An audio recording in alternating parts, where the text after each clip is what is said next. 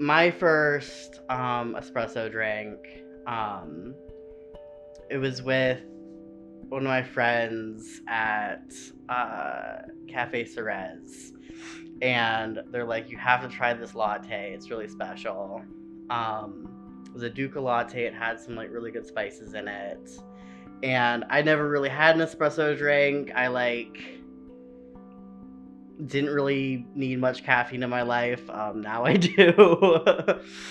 um, but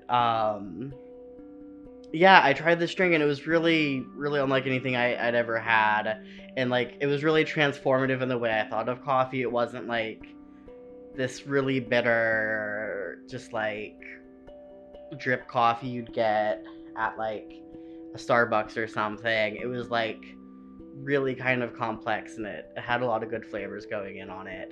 And I had started drinking mostly like lattes, and then there was this cappuccino at Spy House. It was a seasonal drink last fall, and it had like some like cookie butter stuff in it.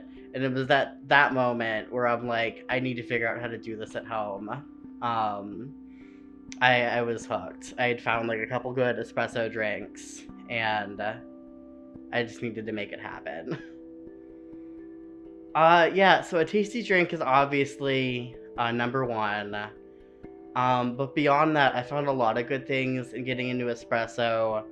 Most recently, I've kind of really jumped into home espresso with getting a machine around the holidays and putting some time into that, then putting more money into that, and then more time.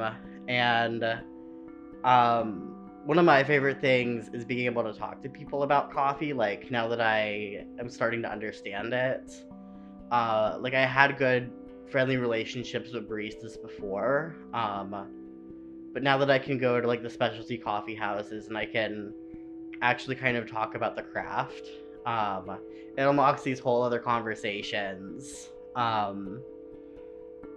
Where like I'll go in and I'll be like, yeah, I'm working on this, kind of dialing things in at home, and they'll be like, report back, and it'll be like, I'm on it. No, it's really fun. I have a friend who's really into coffee, and we talk about when we have these developments, and maybe what beans we're trying, or like I'm like, oh, I got these really crap beans, and they're like, I told you. I'm like, I know.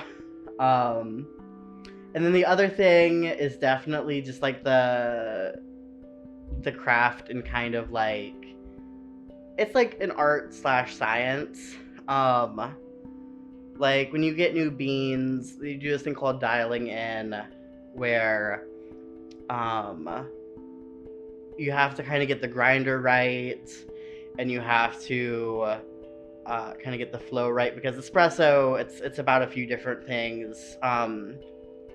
It's about like the grind size, so like how big the like espresso particles are, um, and also it's about how much espresso you put in. And you're not putting much in; it's like pretty concentrated, pretty high pressure, and you're just like figuring this out. It's like a little science project, or like a little like photography project, just as far as the decision making.